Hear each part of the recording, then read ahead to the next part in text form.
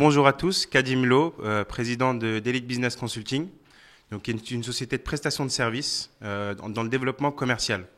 Donc aujourd'hui, nous, on a une offre qui se divise en 3 services, une offre de formation, une offre de développement commercial, donc de la prospection, là, c'est de la téléprospection, prospection téléphonique, et une offre de force de vente supplétive, donc là, c'est du terrain. On accompagne nos clients sur le terrain en présentant leur offre, soit avec eux, soit pour eux. Je prends un exemple typique, on a par exemple Chrono Resto pour lequel on travaille dans d'autres villes de France. Donc on se déplace pour eux et on va présenter leur offre en vue de signer des clients. Donc je vous remercie déjà d'être aussi nombreux et d'être là aujourd'hui. L'objectif, ça va être de vous présenter et de vous donner des astuces pour pouvoir être efficace dans votre prospection et pour pouvoir derrière aller signer du client avec tous les moyens que vous avez aujourd'hui. Donc réseaux sociaux, téléphone, mailing et vous-même. Voilà. On a 4 points qu'on va voir aujourd'hui. Donc l'organisation, c'est le point central dans la prospection téléphonique. Donc il faut être organisé, il faut savoir qui est-ce qu'on cible et ce qu'on va dire. Donc il faut tout organiser et je vous montrerai un petit peu la méthode. Ensuite, obtenir des rendez-vous de prospection qualifiés. Une fois qu'on les a, réussir le rendez-vous et pouvoir signer derrière. L'organisation de sa prospection, il y a un point qui est central, ça va être le ciblage. Qui est-ce que vous ciblez? Qui sont vos clients? Aujourd'hui, vous pouvez avoir des clients TPE, clients PME, clients grands comptes. C'est vous qui le savez. En tout cas, vous devez, en fonction de ça, mener des actions bien précises et qui seront différentes et différenciées. Lorsqu'on attaque des TPE ou des PME, on a une approche différente que lorsqu'on attaque des grands comptes. Donc pour ça, la définition de cible, justement, vous allez devoir dans un premier temps constituer un fichier de prospection. Le fichier de prospection, ça va être, si vous voulez, votre carte qui va vous permettre d'aller dans le dur et de pouvoir présenter votre service. Une fois que vous avez votre cartographie ainsi que vos comptes, là, ça va être du travail récurrent. Donc, faut travailler. Le commercial, ça s'apprend. C'est pas quelque chose d'inné. On entend souvent que c'est inné, mais c'est pas du tout quelque chose d'inné. C'est la pratique qui va vous permettre d'être bon et de pouvoir parler de votre produit, pouvoir utiliser les bons mots et pouvoir vendre, tout simplement. D'accord? Donc, une fois que vous avez défini vos cibles, votre fichier de prospection, là, ce qu'il faut savoir, c'est le temps à accorder dans la prospection commerciale. Le temps en fonction des objectifs que vous avez. Ce qui est intéressant lorsque vous vendez des produits à haute valeur ajoutée comme vous, pour la plupart, c'est de pouvoir avoir une approche de temps. Une approche court terme, où là vous allez plutôt cibler des TPE, PME peut-être, pour certains d'entre vous, sur lesquels vous allez pouvoir avoir du chiffre d'affaires assez rapidement. Et une approche long terme. L'approche long terme, là, ça va être surtout pour positionner votre image de marque. C'est-à-dire pouvoir se dire aujourd'hui, j'ai des grands comptes, il y a un certain temps que ça prend pour la signature. Ça ne va pas vous prendre 2 mois, ça va peut-être vous prendre 6 mois, 9 mois, voire 1 an. Et pendant toute cette année-là, il faudra pourtant travailler et faire du chiffre d'affaires pour pouvoir continuer à avoir un bon fonds de roulement. Donc voilà, donc il y a plusieurs choses à identifier, il y a plusieurs choses à mettre en place avant de pouvoir avoir une prospection efficace. Vous aurez plusieurs techniques, vous aurez les techniques d'approche directe. Donc là, ça va être tout ce que vous avez à portée de main, le mailing, le téléphone, la prospection physique, aller sur des salons, parler de votre produit, faire des rencontres, des networking, du réseau. Tout ça, ça va être des approches directes en fait sur lesquelles vous allez avoir la possibilité de tester votre discours, tester votre pitch parce que ça va être super important. Vous n'aurez pas le temps, on vous donnera pas 2 minutes pour parler de votre produit. Vous en aurez 30 secondes et pendant ces 30 secondes-là, il faudra accrocher. Les techniques d'approche indirecte. Donc là, on parle de salons, on parle de séminaires, on parle de webinars, de recommandations dans votre réseau. Votre réseau aujourd'hui, c'est une source de futurs clients et de prospection. Pouvoir dire à des amis ou à des collègues, anciens collègues ou futurs collègues qu'ils vous recommandent ou des clients même qu'ils vous recommandent, c'est le meilleur des ambassadeurs, le client. Derrière, ça va vous permettre de pouvoir gagner en crédibilité lorsque vous allez en face à face sur le prospect. Donc un point aussi qui est essentiel aussi, toujours dans la mise en place, ça va être les réseaux sociaux. Parce que vous avez tous accès à des réseaux sociaux aujourd'hui et c'est une base de données qualifiée. C'est une base de données gratuite pour la plupart. En tout cas, même si ce n'est pas gratuit, vous avez quand même la possibilité pour pas grand-chose de pouvoir accéder à nombreuses fonctionnalités qui vous permettront d'aller cibler. Et là, cibler mais aussi d'attaquer. Parler directement avec vos interlocuteurs. Moi, Alice, on s'est connus, c'est un exemple tout simple, on s'est connus via les réseaux sociaux, donc via LinkedIn, par une approche directe initiée de ma part. J'ai des clients aujourd'hui qui sont clients, on s'est connus par LinkedIn. Voilà, je les ai prospectés directement sur LinkedIn, on s'est rencontrés, ça a signé des partenaires sur lesquels on travaille sur des offres, on monte des offres ensemble via les réseaux sociaux aussi. Donc voilà, il y en a plusieurs, peut-être qu'il y en a même qui sont liés à votre activité directement. Donc, il faut s'en servir parce que c'est une source qui doit être exploitée au maximum, en fait, parce que c'est gratuit. Voilà. Pour obtenir des rendez-vous qualifiés, j'en voyais beaucoup qui attendaient quand est-ce qu'on arrive dans le vif du sujet. Ben voilà. Pour obtenir des rendez-vous qualifiés, il n'y a pas de slide, mais ça va être très simple. Entre guillemets, obtenir des rendez-vous qualifiés, déjà, il faut qualifier ses interlocuteurs. À qui est-ce qu'on a envie de parler? Qu'est-ce qu'on va lui dire? Lorsque vous prospectez, qu'est-ce que vous faites encore, appelez-moi? Robot qui déplace des voitures. Bah, lorsqu'on prospecte pour un robot, on ne va pas appeler les services généraux. Donc on va se diriger plutôt, comme vous disiez, sur les gestionnaires de parc, trouver l'interlocuteur à appeler. Comment est-ce qu'on va l'identifier? Soit par les réseaux sociaux, soit vous avez une base de données qui est super qualifiée. Derrière, ce qui va être intéressant, c'est que vous allez pouvoir faire de l'influence vers cette personne-là pour qu'elle vous rencontre. C'est-à-dire qu'avant de la contacter, peut-être qu'on va contacter son N-1, peut-être qu'on va lui parler de ce qu'on fait, qui va nous donner son point de vue, qui va nous donner une cartographie de l'existant, du compte, comment est-ce que ça se passe, et derrière pouvoir contacter l'interlocuteur pour après le pitcher et avoir tous les éléments. Pour obtenir des bases de données, il y a plein d'outils aujourd'hui qui sont gratuits, plus ou moins. Déjà, le numéro 1, je vais me répéter, c'est les réseaux sociaux. Réseaux sociaux. LinkedIn. Là, une recherche par mots-clés. Une recherche par mots-clés sur une fonction. Vous avez une multitude de personnes qui s'affichent, vous les ajoutez. Vous les ajoutez sur leur compte, ces personnes-là, il y a un numéro de téléphone. S'il n'y a pas de numéro de téléphone, il y a un email. Tout ça, c'est des outils pour vous permettre de les cibler. Si ce n'est pas possible, vous devez passer par d'autres moyens. Il y a The Base qui est très bien, sur lequel vous pouvez avoir des bases de données. Il y a Companeo. 1,50 €, effectivement, donc ça a un coût. Après, ce que vous pouvez faire gratuitement, c'est une astuce, c'est de vous dire, voilà, aujourd'hui, moi, j'ai une base de données, j'ai un camarade qui a une autre base de données. Qu'est-ce qu'on va faire? On va la travailler, on n'est pas sur le même secteur d'activité, peut-être qu'on va se l'échanger.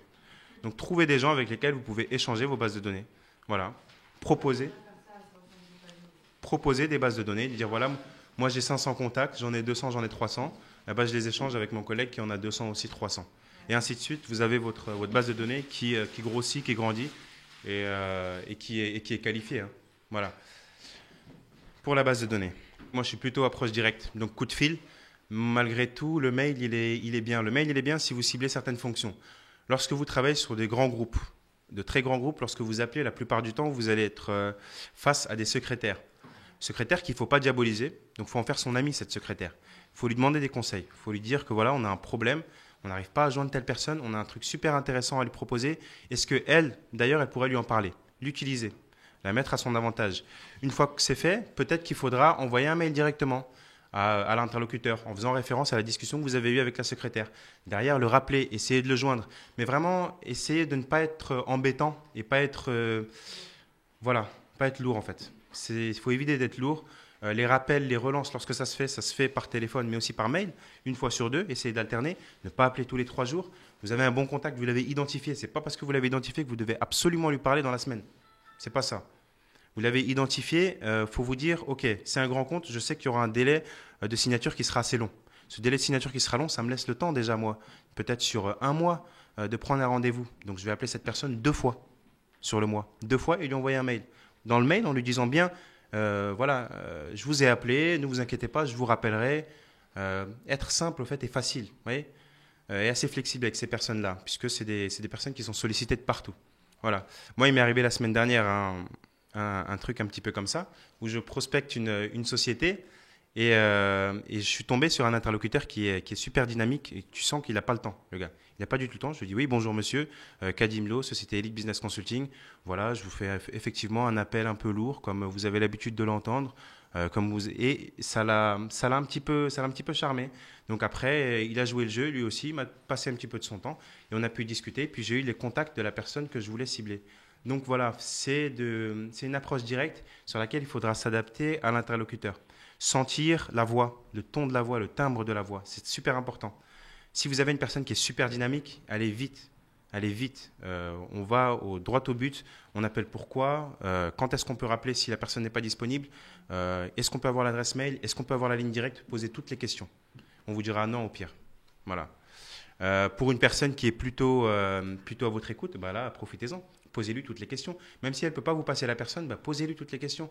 Ok, quand est-ce que je peux la voir, cette personne? D'accord, je ne peux pas la voir toute la journée, je peux la voir qu'à partir de 19 h, plutôt le matin, entre midi et 2. Est-ce qu'elle a une secrétaire? Est-ce que sa secrétaire est disponible? Voilà, tout ça. J'ai un rendez-vous dans le coin, je me suis dit que je passerai juste après mon rendez-vous, puisque vous êtes à 2 pas, je vais venir vous laisser une plaquette. Si tu veux être un peu ambitieux, l'organisation d'une journée, c'est 40 appels minimum.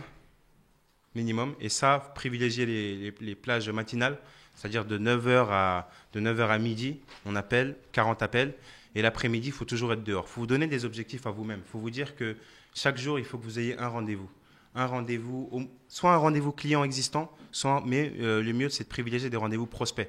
Donc des gens que vous ne connaissez pas, sur lesquels vous allez pouvoir tester votre pitch. Ça, c'est ça qu'il faut vous mettre comme travail. Et il faut le faire sur du long terme. Lorsque vous avez quelqu'un dans votre équipe aussi, c'est le minimum à lui demander. Un coup de fil, deux choses. Ça dépend de la cible déjà. Vous aurez une cible PME, une cible grand compte. Pour la cible PME, c'est entre guillemets simple. Pourquoi? Parce que vous pouvez avoir l'interlocuteur direct assez facilement. Vous pouvez trouver son numéro de portable des fois sur le site internet, donc ce qui est assez simple. Et derrière, lorsque vous l'avez, il faut être efficace, pitcher directement. Allô, bonjour, Kadimlo, Elite Business Consulting. Je souhaiterais m'entretenir avec Madame Zaguri.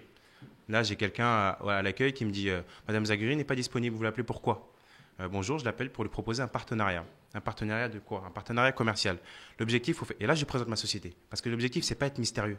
C'est pas être le gars qui appelle et qui est toujours mystérieux, on ne sait pas de quoi, on sait pas ce qu'il veut. Nous sommes une société de développement commercial. Aujourd'hui, on intervient pour du B2B, sur des comptes PME, grands comptes, pour leur permettre de développer leur chiffre d'affaires. Comment est-ce que ça se passe? Concrètement, on a une offre, et là, je présente mon offre, etc. Donc, c'est ça, faut aller droit au but. La personne, elle vous dira, si elle est intéressée, elle aura un temps d'hésitation. Souvent, il y a un temps d'hésitation ou un blanc. Ce blanc-là, profitez-en. Ce blanc-là, c'est parle-moi. C'est en gros, la personne, elle essaie de savoir ce que vous faites. Elle essaie de savoir qu'est-ce que vous proposez. Est-ce que ça va être intéressant pour elle? Là, il faut en profiter et aller dans le vif du sujet. Aller dans le vif du sujet, voilà. Madame, moi, je propose un service qui est extraordinaire. J'ai envie de vous rencontrer pour vous le présenter. Ça vous prend 30 minutes, 3/4 d'heure. Voilà, derrière, si ça vous engage en rien du tout. Si jamais vous avez de la gratuité que vous pouvez faire sur vos activités, vos produits, faites de la gratuité. Un test, un truc. Si vous avez, je ne sais pas moi, du logiciel et que vous pouvez lui mettre à disposition pour elle ou pour la personne qui l'utilisera, l'utilisateur final, la solution, faites-le. Pour un grand compte, passez plutôt par l'utilisateur final dans un premier temps. C'est-à-dire appelez l'utilisateur final, faites-lui comprendre ce que vous faites, la valeur ajoutée que ça va avoir, et ensuite appelez le décisionnaire. Peut-être que l'utilisateur final, ça va être lui, votre commercial en fait dans le compte.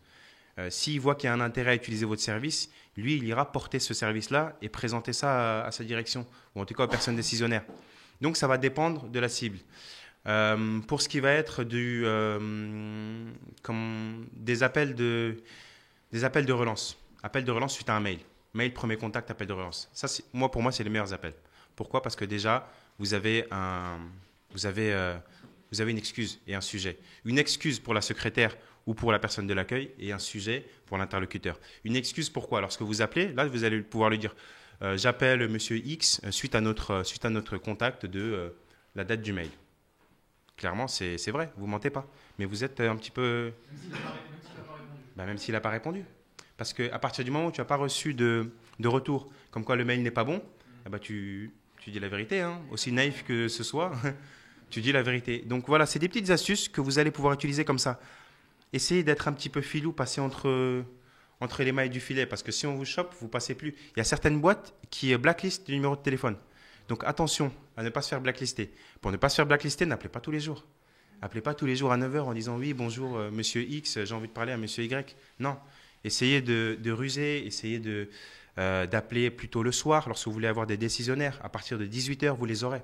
À partir de 18h, la secrétaire, elle est partie. Elle doit s'occuper de ses enfants. Lui, il est là, il doit s'occuper des dossiers. Donc appelez plutôt et favorisez ces tranches-là. Ça va être beaucoup plus simple pour vous.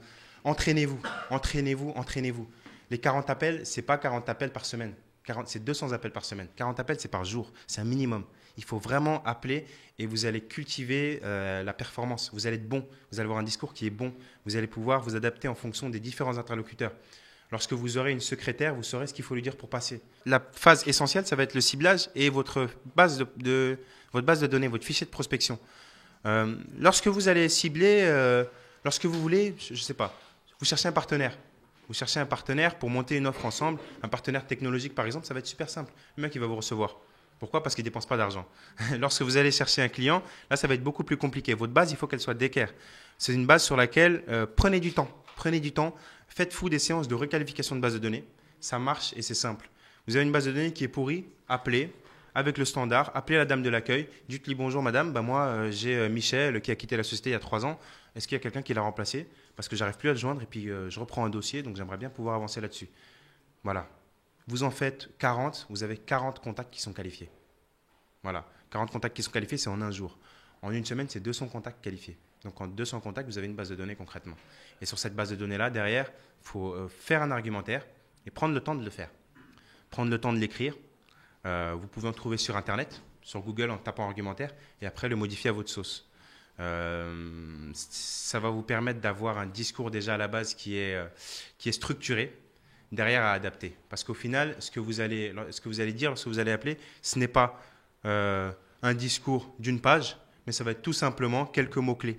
Quelques mots-clés que l'habitude va vous permettre de déceler, l'habitude va vous permettre de définir. Ces mots-clés-là, à vous de les trouver. Ça peut être des bénéfices très simples par rapport à votre solution. 2-3 bénéfices simples, une phrase de présentation, votre prénom, c'est bon. Bonjour Kadim Lo, société Elite Business Consulting. Je propose un service qui vous permet d'avoir plus de clients et d'augmenter vos parts de marché. Point. Ça veut tout dire, mais en même temps, on ne dit pas grand-chose. C'est juste pour passer. Lorsque vous allez avoir l'interlocuteur, le décisionnaire, là, proposez-lui de le rencontrer et de lui présenter l'approche.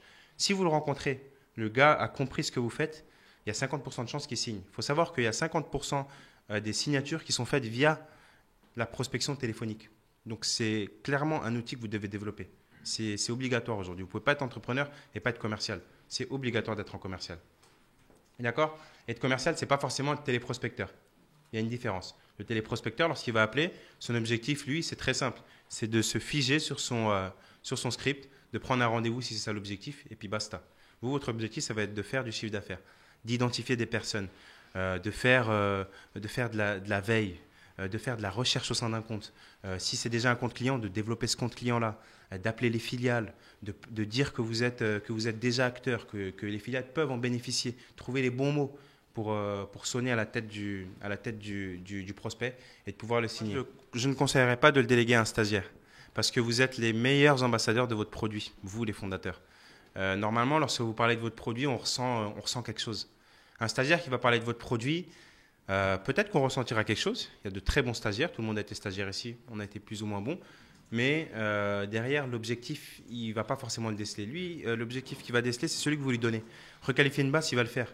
Il va qualifier la base très bien. Vous, en requalifiant la base, vous allez pouvoir aller plus loin. En requalifiant la base, peut-être que vous allez déceler de l'opportunité. Et que peut-être que vous allez creuser. Et peut-être que juste un appel de requalification va mener à un rendez-vous, à une signature derrière. Donc cet aspect-là, moi concrètement, comment est-ce que je suis organisé? Pour toute ma prospection nouveaux clients, c'est moi qui m'en charge. Je m'en charge tout seul. Nous sommes 3 aujourd'hui. Je m'en charge tout seul de prospecter nos clients. Donc personne d'autre prospecte nos clients. Donc pourquoi est-ce que je fais ça? Parce que je pense déjà maîtriser la prospection et surtout parce que je suis le meilleur ambassadeur de mon produit. C'est simple, même vis-à-vis de mes collaborateurs. Demain, si je parle, lorsque je rencontre des clients, suite à une prospection, il y a très peu de cas où on ne signe pas. Il y a très peu de cas. Lorsque c'est au téléphone, lorsqu'on propose notre produit, vous avez toutes les cartes en main. Vous avez une personne qui a les mêmes problématiques que vous, souvent le décisionnaire, en tout cas qui a la même pression et qui sait ce que c'est l'entrepreneuriat. Vous avez une personne qui est plus ou moins intéressée par votre service.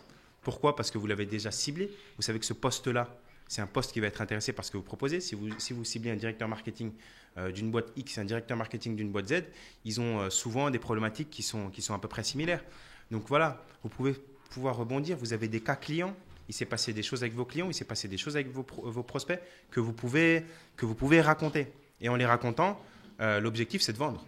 C'est clair. Donc là, l'objectif, c'est de parler bénéfice. Bénéfice. Il faut toujours garder ça en tête. Le bénéfice, qu'est-ce que vous lui apportez à cette personne? Elle vous accorde du temps déjà au téléphone, donc il faut la remercier, il faut savoir être courtois. Elle vous accorde du temps en rendez-vous physique, lorsque vous allez la rencontrer.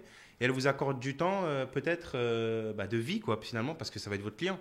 Donc, il y a pas mal de choses qu'elle vous accorde. Et ça, il faut pouvoir le souligner. Le stagiaire, il va être efficace dans la constitution de base de données. Moi, j'ai utilisé des stagiaires dans la constitution de base de données. Clairement, dire, voilà, va sur Google, tape les boîtes les plus dynamiques de 2013, de 2014, de 2012, mets-les dans un fichier Excel, trouve le numéro de téléphone, trouve le nom de dirigeant. C'est beaucoup de manuels. Après, comme astuce aussi, il y a, vous prenez un numéro de téléphone, la plupart du temps, les standards, ils se terminent en 00. Vous rajoutez au hasard quelques chiffres. 25, 26, et bien vous tombez sur une personne, et ben vous demandez à la personne. Ah, c'est pas elle. Et cette personne-là, elle va souvent vous donner le numéro de téléphone direct et l'adresse mail. Parce qu'elle n'a pas les mêmes consignes que la personne qui est à l'accueil et qu'elle est plus sympa et qu'elle comprend peut-être ce que vous faites. Appelez les commerciaux aussi. Ça, c'est une bonne astuce. Appelez directement un commercial. Il vit la même chose que vous. Il y en a qui vont se prendre super au sérieux, qui vont vouloir se venger justement. Et là, c'est mal barré. Mais il y en a qui vont vouloir vous aider et qui vont vous dire, ok, bah rappelez plutôt à tel moment. Je vous conseille de faire ci, je vous conseille de faire ça. Les commerciaux, c'est des alliés. C'est une famille. Voilà, c'est un peu comme vous, hein, c'est une famille. Voilà, les commerciaux, ça s'entraide, ça s'entraide. Faire du networking, des réseaux, mais se rendre visible physiquement. Il n'y a pas qu'Internet en fait. C'est-à-dire que vous pouvez très bien aller à la chambre de commerce demain et là-bas vous essayez de trouver des bases de données. Là-bas, c'est possible de trouver des bases de données. Il y a des bases de données qui ne sont pas super qualifiées, des personnes qui vous demanderont quelques 60 euros, ou je ne me rappelle plus de l'heure, je pense que c'est à peu près ça, 60 euros. Mais derrière, c'est possible. Vous pouvez aller trouver tous ces éléments-là. Donc, multipliez les canaux de prospection. Lorsque vous avez l'interlocuteur, vous avez 30 secondes, on va dire. 30 secondes pour faire mouche. 30 secondes pour bien vous présenter, 30 secondes pour bien présenter votre produit et 30 secondes derrière pour le laisser. Là, vous donnez ce qu'il pense, son ressenti. Sur 40 coups de fil, déjà, vous pouvez dire que vous en aurez... dans le meilleur des cas, c'est dans le meilleur des cas, parce qu'il ne faut pas vous décourager dès maintenant, vous en aurez 20-25 qui seront argumentés. C'est-à-dire 20-25 personnes que vous aurez. C'est dans le meilleur des cas. Après, ouais, que vous aurez au bout du fil. Voilà. Bon, sur du grand compte, c'est autre chose, effectivement. Mais comme je disais, sur du grand compte, c'est facile d'avoir la secrétaire, hein, la secrétaire du décisionnaire. C'est simple de l'avoir. Après, c'est l'approche qu'il faut mettre avec elle. Et voilà, pouvoir mettre les angles, etc. C'est une dame qui est sollicitée. Lorsqu'elle est sollicitée, c'est pas toujours super. Donc, faut essayer d'être cool avec elle.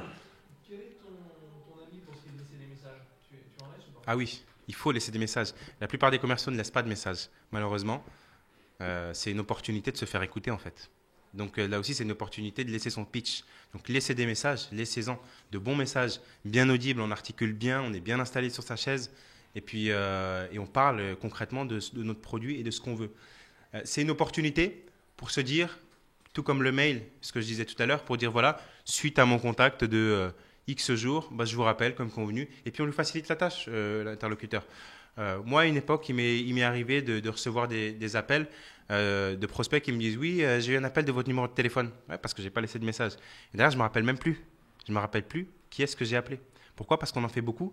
Et lorsqu'on est dans une dynamique super active, on ne note plus tout. Donc, ce qui va être essentiel aussi, c'est d'avoir un CRM. Il y a plein de CRM gratuits qu'il faut que vous ayez aujourd'hui. Que vous notiez vos appels, que vous notiez vos rappels et vos relances à faire. Lorsque vous avez 40 appels, il est difficile de se remémorer tout ce qui a été dit. Après chaque appel, on prend 2 secondes, 2 secondes, ouais, à peu près, pour noter. Voilà, suite à cet appel, le 19-03, X me dit de rappeler tel jour et de proposer ça ou ça. Simple. Lorsque vous rappellerez, vous aurez un petit pop-up qui va s'afficher. Et là, vous allez rappeler, vous allez être super efficace. C'est-à-dire que vous allez avoir un flux de prospection qui va venir automatiquement. Même si vous ne le voulez pas, vous allez prospecter parce que derrière, il y aura un pop-up qui va vous dire « Ah là, il y a peut-être qu'il y a du business ». Et c'est une habitude qui se crée. Tu parlais de CRM gratuit. Oui. T'as lesquels en tête? Zoho, Z-O-H-O. Chacun avec sa méthode. Le plus efficace, c'est d'avoir tout sur une plateforme. Demain, ton ordinateur, il est... ouais, peut-être que tu vas me dire j'ai un disque dur ou bien j'ai des accès dans le cloud, etc. J'ai tout mis. C'est possible. Mais sur Zoho, tu auras la possibilité de te faire des rapports. Des rapports sur les relances à faire, des rapports sur les opportunités à faire, les rapports sur les leads que tu as eu ce mois-ci, les rapports sur les contacts que tu n'as pas contactés, mais qui sont dans ta base de données. Tout ça, c'est des informations que tu ne peux pas faire avec un simple Excel. Et demain, ça va être des informations que tu pourras utiliser pour donner des tâches à ton stagiaire. Si tu fais un rapport sur les relances, clients perdus, moi, il m'arrive de faire ça. Rapport relance client perdu, je vais voir un stagiaire, je lui dis tiens, hop, tu as 200 clients ici, rappelle-les, il y a peut-être du business à faire, on est connu là-bas. C'est ça, c'est comme ça que ça marche. Tu vois? Donc, c'est des petites astuces. Il faut utiliser un CRM impérativement. Tu ne peux plus aujourd'hui, en 2014, ne pas utiliser de CRM. Je veux dire, il faut. N'hésite pas. Le truc, c'est qu'il y a une phase d'adoption, comme tout produit, qui est longue. C'est ça. Et lorsque tu auras l'habitude de travailler sur un CRM, tu vas te rendre compte que ça te fait gagner du temps énorme. Que tu vas te rendre compte que tu es dans le métro, tu regardes ton smartphone, tu dis attends, je vais voir sur le CRM, peut-être qu'il y a un truc à faire. Hop, une opportunité. Ah ouais, mais je ne l'avais pas relancé lui. Et tu l'appelles dans le métro. Ou pas. Peut-être que tu vas attendre de sortir. Mais en tout cas, tu vas le rappeler. Tu vas le rappeler assez rapidement pour pouvoir closer, pour pouvoir faire du business. Et ça se passe comme ça. Tu auras des prévisions sur tout ton chiffre d'affaires. Le mois prochain, tu peux savoir potentiellement combien est-ce que tu vas signer si tu es bon. Tu vas pouvoir savoir dans 2 mois combien est-ce que tu vas signer, dans 3 mois combien est-ce que tu vas signer. C'est des projections. Tu vas pouvoir savoir dans 3 mois, je signe 4 clients, ça me fait une charge de travail énorme. Peut-être que je vais commencer dès maintenant à mettre en place un plan de recrutement pour anticiper tout ça. Ça va avoir un impact sur toutes les fonctions au fait, de ton entreprise aujourd'hui. Moi, j'invite franchement tout le monde à utiliser un CRM. Sachant qu'il y en a des gratuits, il faut le faire. Et puis, tu peux faire aussi des mailings via ton CRM. Ça, c'est super. Alors qu'au lieu de passer par une agence qui va te faire payer je ne sais quel prix, tu pars sur ton CRM, tu fais ton rapport, mailing, envoi de masse, envoie un message qui est personnel parce que c'est un mail en fait que tu vas envoyer et non pas l'image qui peut arriver en spam, etc. C'est un mail que tu vas envoyer et ça va pouvoir te permettre d'attirer l'intérêt de ton client. Donc il y a tout ça. Une fois que vous avez le rendez-vous, bien sûr, il faut le préparer. Il faut savoir qu'il y a beaucoup de temps de préparation d'un rendez-vous. Qui est-ce que vous allez voir? C'est quoi le chiffre d'affaires de la boîte? La personne que vous allez voir, elle est en place depuis quand sur ce poste-là? Son équipe, il y a combien de personnes dans son équipe? Quelles sont réellement ses problématiques? C'est quoi ses objectifs? Tout ça, c'est des questions que vous allez préparer en amont pour les poser. Si vous avez peur de les oublier, marquez-les. Marquez-les sur votre cahier. Marquez-les sur votre cahier. Une fois que vous y allez, vous les relisez. Pareil lors de l'entretien, lorsque vous avez des questions. Parce que l'objectif, ce n'est pas de parler pendant 3 quarts d'heure. Vous le savez bien, hein, vous le savez tous. L'objectif, c'est de faire parler son prospect. Lorsqu'on le fait parler, il faut savoir noter ce qu'il dit et revenir dessus. Parce que d'une minute à l'autre, il peut passer d'un truc super intéressant à un autre truc moins intéressant, mais tout aussi intéressant, etc. etc. On ne s'y retrouve plus. Voilà. Donc là, c'est pouvoir noter et rebondir. Une fois que vous avez fait votre entretien, il faut savoir engager le client. C'est-à-dire, qu'est-ce qu'on va faire? Next step, c'est quoi? Qu'est-ce que je fais? Je vous recontacte, monsieur. On doit voir vos opérationnels. On book un autre rendez-vous. On book une date de principe dès maintenant à reconfirmer dans le temps. Proposez-lui des alternatives. Il faut lui proposer des choses simples sur lesquelles il a juste à dire oui finalement. Lui faciliter le travail et ne pas être envahissant ou pas être une source de problèmes sur les différents agendas, etc., etc. Si vous devez prendre de votre temps pour faire un autre rendez-vous en parallèle, faites-le. Proposez plein de choses. Voilà. Soyez force de proposition. Si vous devez faire des rendez-vous à distance, il y a la webconférence, il y a des outils qui sont simples, faciles à utiliser aussi. Je pense à WebEx par exemple. Vous avez un rendez-vous demain à Cannes, vous devez y aller. Ben non, peut-être que vous allez faire un rendez-vous à distance sur une solution pro et que ça va très bien se passer. C'est possible pour un premier rendez-vous. Ensuite, le physique, bien sûr, on ne le remplace pas. Il faudra à un moment donné aller sur le terrain. Pour en revenir à la prospection, quoi d'autre encore comme astuce que je peux vous donner? Une fois qu'on a un fichier qualifié, ne pas hésiter à faire des relances, sur les gens que vous avez eus qui ne sont pas intéressés, mais faire des relances saisonnales, c'est-à-dire par trimestre par exemple. Pas faire une relance toutes les semaines. Par trimestre, rappeler les personnes, leur dire voilà, vous vous souvenez, je vous avais appelé telle date. C'est pour ça qu'il faut tout noter. Vous vous souvenez, je vous avais appelé à telle date, être très précis au sujet de tel service, de tel produit. Je me permettais de vous rappeler aujourd'hui. Je faisais une revue un petit peu de ma base de données pour voir où est-ce que vous en êtes, comment est-ce que ça se passe aujourd'hui, si vous avez changé d'organisation. Prendre les infos au fait nécessaires et prendre tout ce qui est lié à son activité au fait au mec, hein. S'intéresser à lui réellement. Si vous allez à des événements, moi ça m'est arrivé de faire ça, d'inviter des clients à des événements. C'est-à-dire qu'on m'invite moi à une soirée networking que je sais parce que mes clients, moi, ce qu'il faut savoir, ce sont les directeurs commerciaux. Donc on a à peu près les mêmes problématiques. Donc, soit les directeurs commerciaux, soit les PDG. Donc, ces gens-là, je peux très bien les inviter à des soirées networking ayant un rapport avec tout ce qui est commercial. Ça les intéresse. Et c'est toujours bien. Même s'il ne vient pas, c'est bien. On pense à notre client, on essaye de l'aider. Voilà, il y a plein de petites choses comme ça. N'hésitez pas aussi à envoyer des textos. C'est possible d'envoyer des textos. Ça ne se fait pas. Très peu de commerciaux envoient des textos aujourd'hui lorsque vous avez le numéro de téléphone. Vous appelez une personne, elle n'est pas joignable. On lui envoie un texto. On est en 2014. Tout le monde envoie des textos. On lui envoie un texto, on lui dit voilà, bonjour monsieur, est-ce que je me permettrai de vous rappeler ce soir à partir de 18h30 pour vous parler de mon produit? Point. On s'est imposé sans s'imposer réellement. Parce que le message, il est clair, il est précis, il est simple, il n'est pas, c'est pas agressif. Et puis si la personne n'est pas intéressée, on le saura à 18h30. Si elle n'est pas disponible, elle nous dira peut-être je ne suis pas disponible à 18h30, rappelez-moi plutôt demain matin à 9h.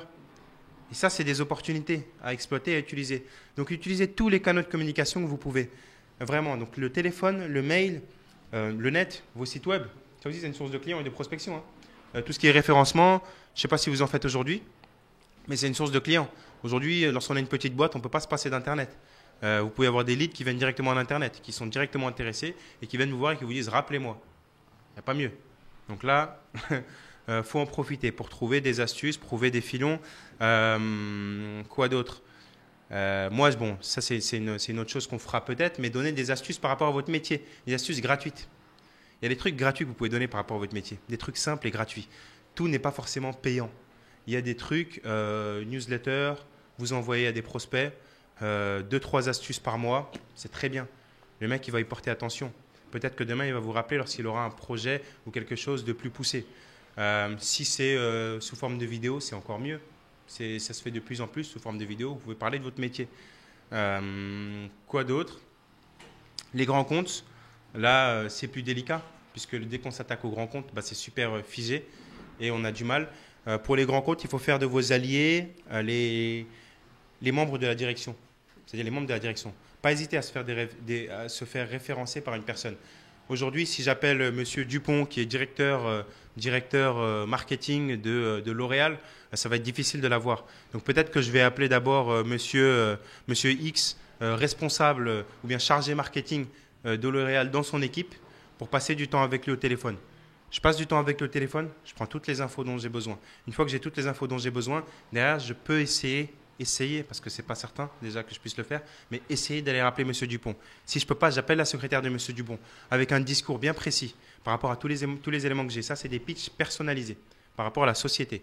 Un pitch personnalisé, un lien vers mon site web, un mail bien fait, une plaquette de présentation. Mais tout ça, ce ne sont que des outils pour aller avoir M. Dupont. À force de l'appeler, je dirais à raison de 3 fois par mois, on va dire, 3 fois par mois sur des places bien espacées. 3 fois par mois, vous pourrez l'avoir. Et une fois que vous l'aurez, au bout du 3e mois peut-être, une fois que vous l'aurez, là, vous aurez tous les éléments pour vous permettre d'être efficace à ce moment-là, parce que vous savez ce qui vit. Vous avez appelé pendant 90 jours sur son compte, vous êtes informé, vous savez ce qu'ils font. Ça va être beaucoup plus simple pour vous. Et ça me fait penser à une deuxième chose, un deuxième point, c'est le référencement. Pour certaines fois où tu proposes un produit, tu dois être référencé pour pouvoir avoir des clients pour ce grand groupe-là. Ce qu'il faut savoir, c'est qu'au-dessous d'un certain montant, d'un certain budget, c'est défini par chaque groupe. Ils ont la possibilité de travailler avec vous en direct sans que vous soyez référencé. Donc, il ne faut pas hésiter à y aller. C'est possible. Ce qu'il faut savoir aussi, par rapport à ce que tu soulevais comme interrogation, c'est que lorsqu'on est une start-up, effectivement, on est petit. Ils ne nous font pas forcément confiance. Par contre, peut-être qu'on a une réelle valeur ajoutée à apporter en termes techniques. Et c'est là-dessus qu'il faut s'appuyer. C'est sur ce que vous allez pouvoir apporter. Et là-dessus, ce qui est intéressant, c'est de pouvoir parler de cas, d'exemples, des cas. Si vous avez déjà des clients grands comptes, tant mieux. Les utiliser. Parler de ces clients-là. Les proposer de les mettre en contact avec votre futur prospect ou votre futur client. Faire d'eux des références. Je ne sais pas. Inviter.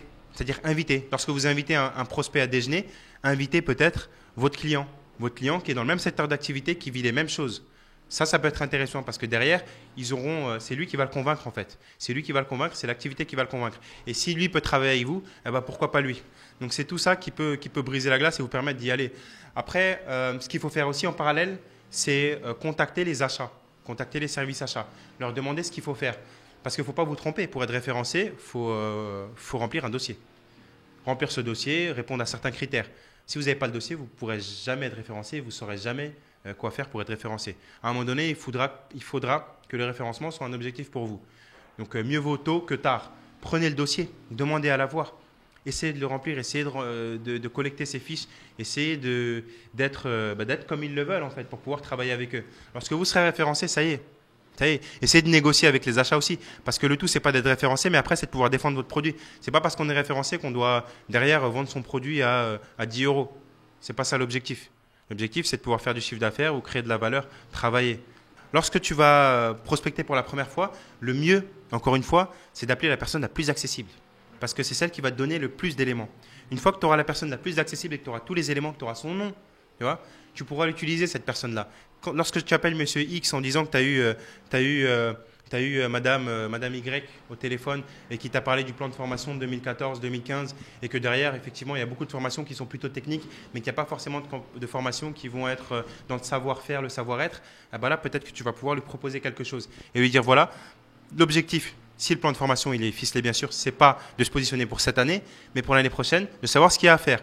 Est-ce que vous seriez disponible pour un entretien déjà téléphonique de 15 minutes? Il faut savoir y aller par étapes, ne pas être trop agressif. Lorsque tu fais cet entretien téléphonique de 15 minutes, là, à toi de jouer. Tu as 15 minutes pour convaincre la personne. Voilà comme un jury. C'est une personne qui va juger ce que tu vas lui dire.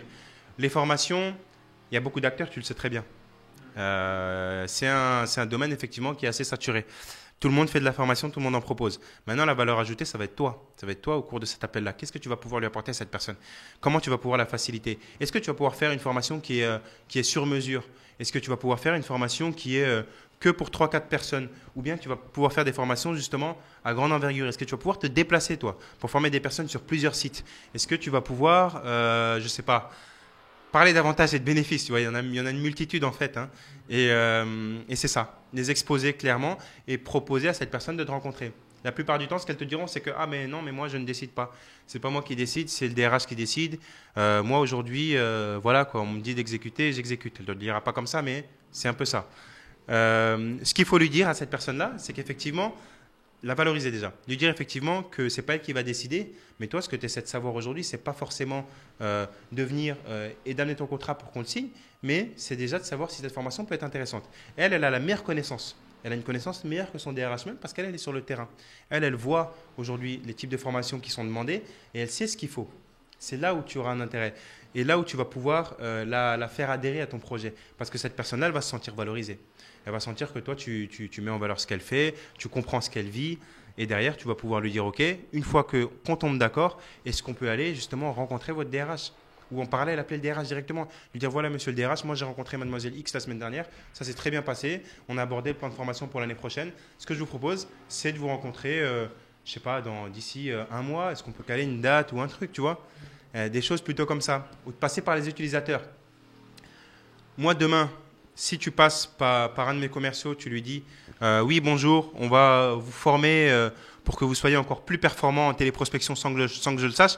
Lui, peut-être qu'il va dire ah ouais, mais c'est génial, ça veut dire que j'aurai plus de rendez-vous, derrière que j'aurai des primes, etc. Donc super, ouais, ça m'intéresse. Comment est-ce que vous faites ça? Tu vas le rencontrer, tu vas rien lui demander, il va rien te payer, il va te dire ok, je veux bien. Une fois que tu l'auras rencontré, tu vas le présenter ce service-là, il va venir me voir, il va me dire voilà, il y a un levier pour développer l'activité, c'est ce levier-là. C'est monsieur Y qui est venu me le présenter, il est super, on devra travailler avec lui.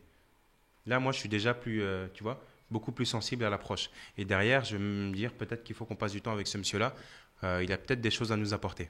Voilà, donc ce qu'il faut en retenir, je pense, c'est ne pas hésiter à faire des relances au bon moment, ne pas être lourd, pitcher, utilisez bien, connaître votre pitch, connaître votre produit, connaître ses avantages, cibler, ça c'est super important. Le ciblage, passez-y beaucoup de temps, passez du temps à requalifier les bases de données, poser des questions aux utilisateurs, aux décisionnaires, aux prescripteurs, aux concurrents, si le concurrent est votre client.